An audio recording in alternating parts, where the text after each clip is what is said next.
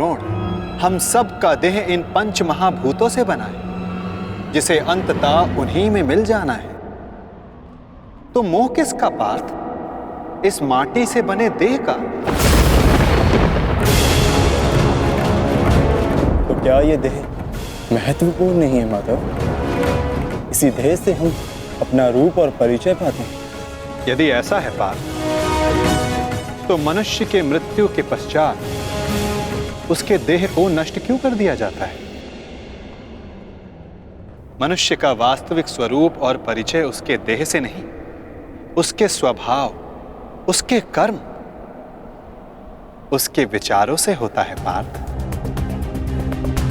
जब मनुष्य का देह नष्ट हो जाता है, इस संसार में नहीं रहता, तो मनुष्य के कर्म और उसके विचार उसका परिचय बनकर इस संसार में रहते हैं पार्थ।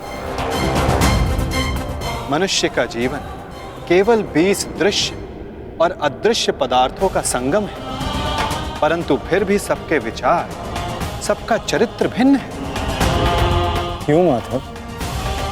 जब उत्तम समान है तो सब में अंतर क्यों? कारण है 3 गुण, रजोगुण, सत्वगुण और तमोगुण। ये 3 गुण क्या है माधव? तमस का अर्थ है अंधकार, अर्थात प्रकाश का अभाव। विचार के प्रकाश के अभाव में केवल शरीर की इच्छाओं के अधीन होकर जीना तामसिक व्यवहार कहलाता है पार्थ। पशु, पक्षी, जल, जीव, ये सब इसी श्रेणी में आते हैं पार्थ। और सत्व का अर्थ है ज्ञान का प्रकाश, जो सत्य का, धर्म का, नीति और परंपराओं का विचार करके जीवन जीता है, उसे सात्विक जीवन कहते हैं पार्थ। और इन दोनों गुणों के मध्य होता है रजोगुण, अर्थात ऐसा मनुष्य जिसमें ज्ञान है, विचार करने की शक्ति है, परंतु वो मन और शरीर की शूद्र इच्छाओं से बंधा रहता है।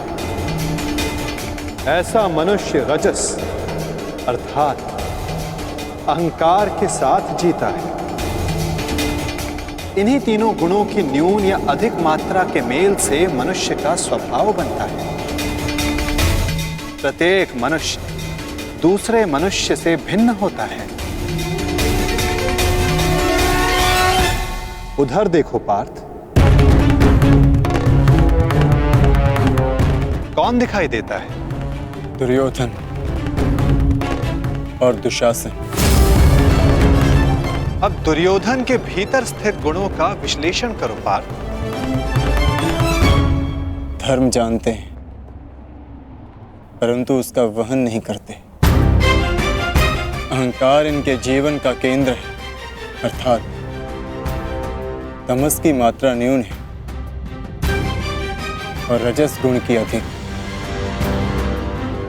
और सत्य तो बिल्कुल भी नहीं। और दुशासन, उसने सदा केवल अपने ज्येष्ठ का आदेश माना है, स्वयं का कोई विचार नहीं, इसलिए उसके मन में केवल तमस गुण है। अब महामहिम को देखो पार्थ, सत्व के साथ तमस के अद्भुत मेल को देखो। उनमें अहंकार नहीं है, परंतु पुरातन परंपरा और प्रण से बंधित है। आवश्यकता पड़ने पर भी परंपरा का त्याग नहीं कर सकते। और उधर आचार्य द्रोण को देखो पार्थ, ज्ञान और अहंकार का संगम। ज्ञान उनको मुक्त करने को आतुर है, परंतु अहंकार उन्हें मुक्त होने नहीं देता।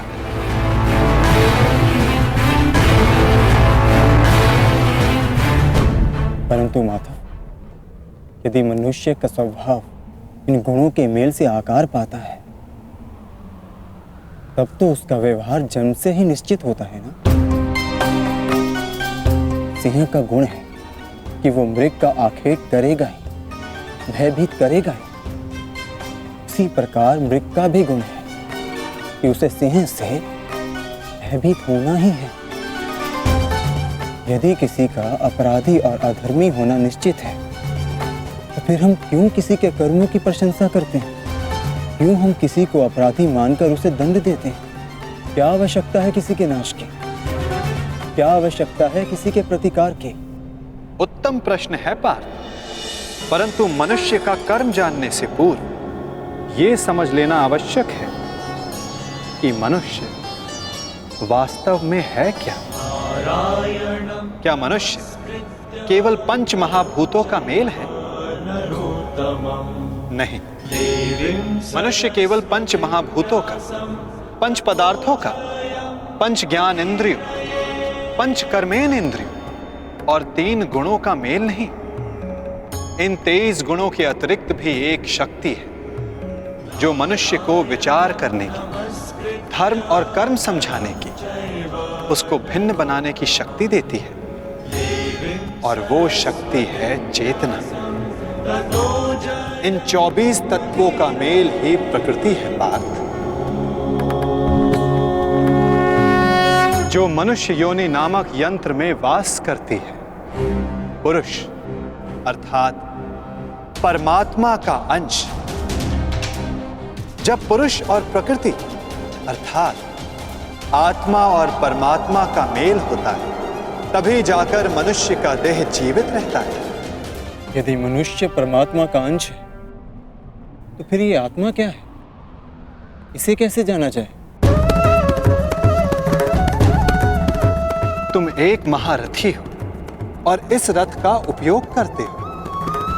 उसी प्रकार आत्मा इस शरीर नामक रथ का, इस यंत्र का उपयोग करती है, परंतु आत्मा शरीर नहीं होती।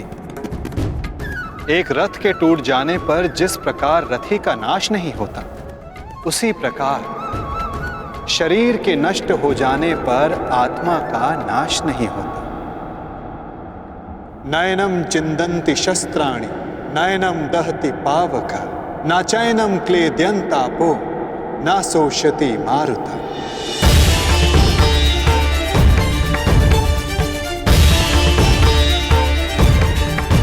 आत्मा को ना कोई शस्त्र छेद सकता है, ना अग्नि उसे जला सकती है, ना जल उसे डुबो सकता है, ना वायु आत्मा को सुखा सकती है। आत्मा अजर है, आत्मा अमर है, अमर है, अमर है, अमर है। आत्मा शरीर से जुड़े होने के पश्चात भी वो शरीर से अलग है। ना हन्यते हन्यमाने शरीरम पार्थ। शरीर की हत्या की जा सकती है, परंतु आत्मा की हत्या नहीं की जा सकती। वो अचल है, स्थिर है, वो सनातन है, सर्वव्यापी है।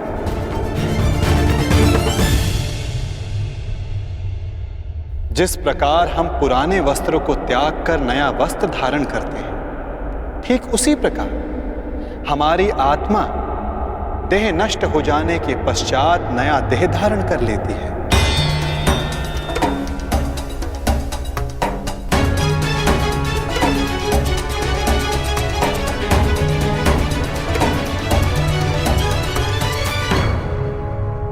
परंतु स्वयं को देह ना जानकर मैं आत्मा को कैसे जान सकता हूं माधव?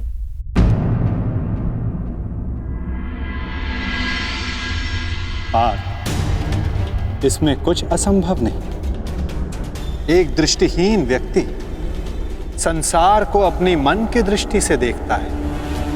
बोलने में असक्षम व्यक्ति प्रयास करके अपने संकेतों से संसार को समझाता है। जिनके हाथ पांव नहीं होते वो भी पुरुषार्थ करते हैं। तो आत्मा को जानना भी इतना कठिन कार्य नहीं है पार्थ।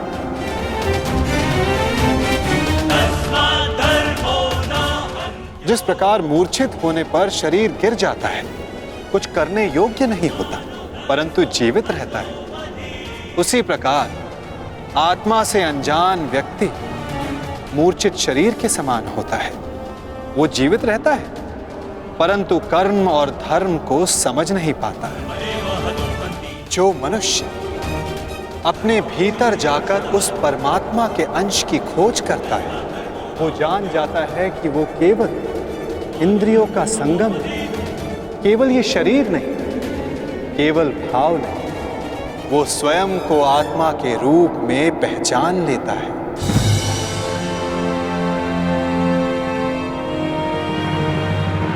पर ब्रह्म विभाजित होकर पुरुष और प्रकृति बने पार्थ।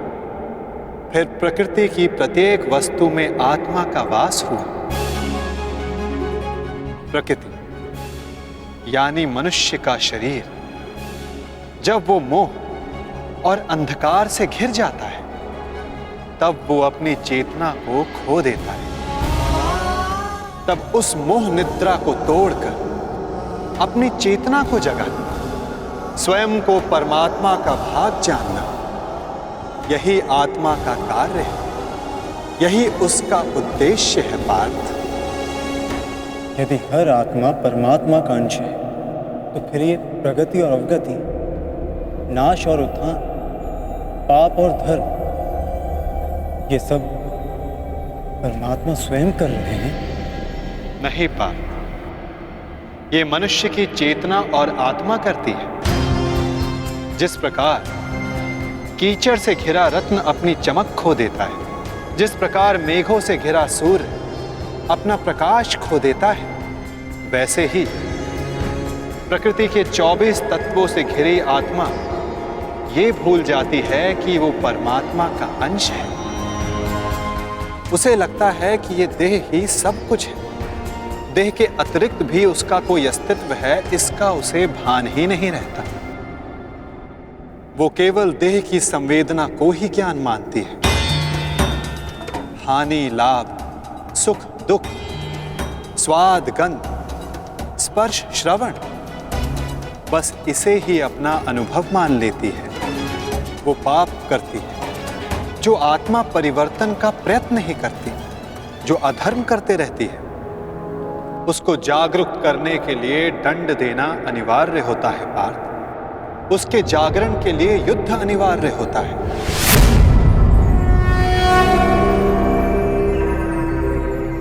अर्थात ये युद्ध अनिवार्य है, मैं शरीर नहीं। हाँ पार्थ, तुम भी ये शरीर नहीं, तुम भी आत्मा हो। और इस युद्ध भूमि में खड़ा प्रत्येक योद्धा वैसा नहीं जैसा तुम उसे जानते हो। वो सभी आत्माएं मोह, अहंकार और अंधकार से घिरी हुई।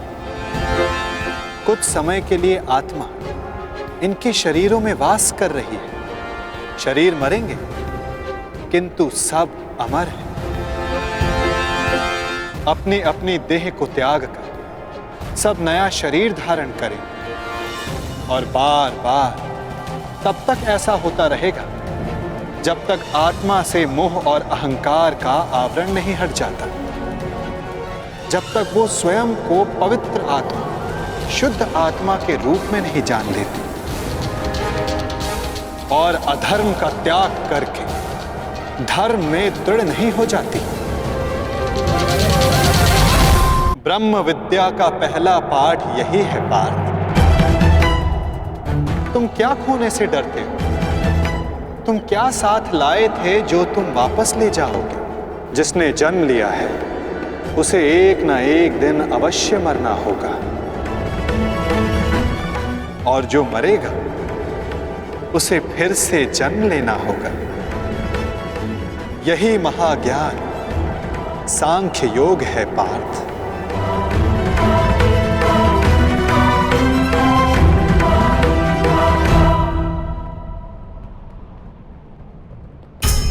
जब मनुष्य स्वयं को परमात्मा के अंश के रूप में जान लेता है, तब उसे ज्ञात हो जाता है कि सृष्टि ही परमात्मा है और परमात्मा ही सृष्टि है। सृष्टि और परमात्मा में कोई भेद नहीं। तब वो अन्य प्राणियों के प्रति कठोर और निर्दयी नहीं होता पार्थ। यदि जीभा दांतों से कट जाए तो पीड़ा केवल जीभा को नहीं होती, समग्र शरीर उसकी पीड़ा अनुभव करता है। ठीक उसी प्रकार स्वयं को आत्मा के रूप में जानने वाला सारे संसार की पीड़ा को स्वयं अनुभव करता है और उनके सुख में आनंद भी मनाता है। पार्थ, जब तक इस संसार में एक भी मनुष्य को पीड़ा है, तब तक वास्तव में किसी का भी सुख संपूर्ण नहीं होता। और इस सत्य को जानकर मनुष्य का हृदय, मनुष्य का मन करुणा से भर जाता है। करुणा ही धर्म है पार्थ। जिस मनुष्य पर तमस गुण छाया होता है वो निर्दयी, कठोर और स्वार्थी होता है। वो अपने सुख के लिए दूसरों को दुख देता है, परमात्मा की ओर गति नहीं करता।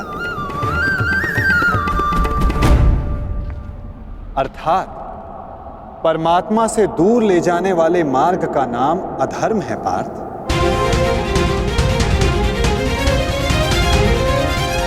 अर्थात अधर्म तो अज्ञान का दूसरा नाम है माधव। परंतु अज्ञानी और अपराधी में अंतर नहीं होता। क्या अज्ञानी के लिए दया आवश्यक नहीं? उन्हें दंड देना कैसे उचित है? जब एक अज्ञानी ज्ञान का मूल्य जानने को सज्ज ना हो तो दंड ही समाधान है पार्थ, और दंड ही दया है, उसके प्रति भी और दूसरों के प्रति भी।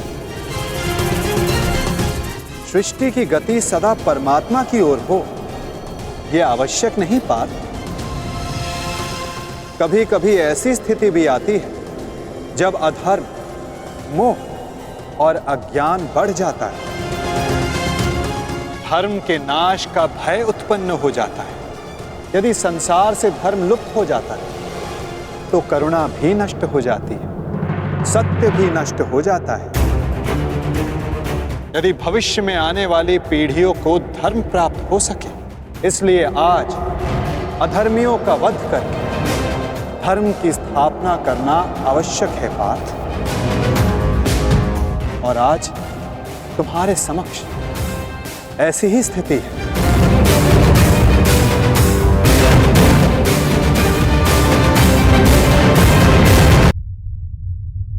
और धर्म स्थापना का कर्तव्य तुम्हारा है पार्थ। अपनी निर्बलता त्यागो पार्थ और युद्ध के लिए सज्ज हो जाओ।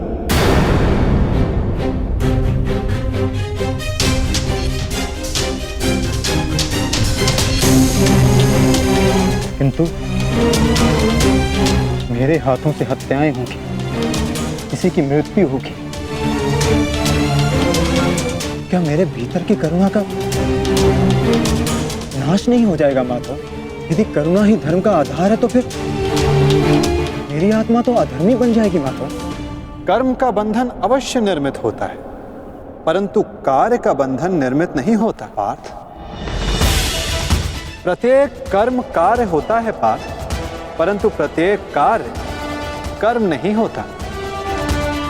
कर्म उस कार्य को कहते हैं जब मनुष्य उस कार्य से फल की इच्छा रखता है।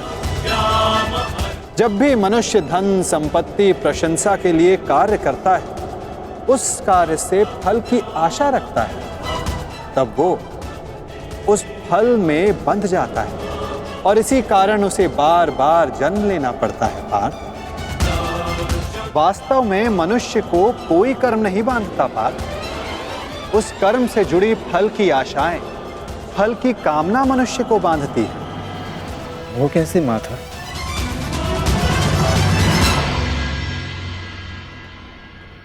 यदि तुम्हें इस युद्ध में विजयी होने की आशा है तो पराजित होने पर तुम्हें भीषण दुख होगा पार्थ।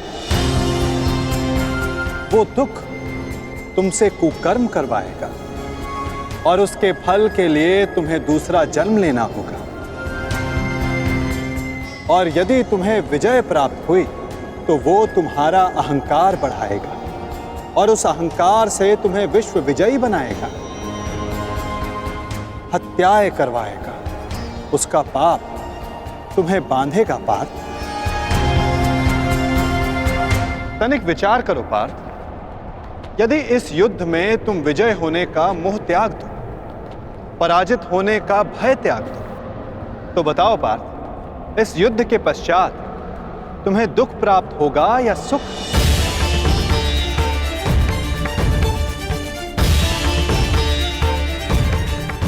ना सुख ना दुख। अर्थात वास्तव में तुम्हारा सुख दुख, हताशा, अहंकार, ये सब इस युद्ध के कारण नहीं, ये सब इस युद्ध से जुड़ी तुम्हारी आशाओं के कारण है पार्थ। क्या ये सत्य नहीं? सुख दुखे समे कृत्वा लाभा लाभा जया जय ततो युद्धाय युजस्व नैवं पापम वयाप्स्यसि।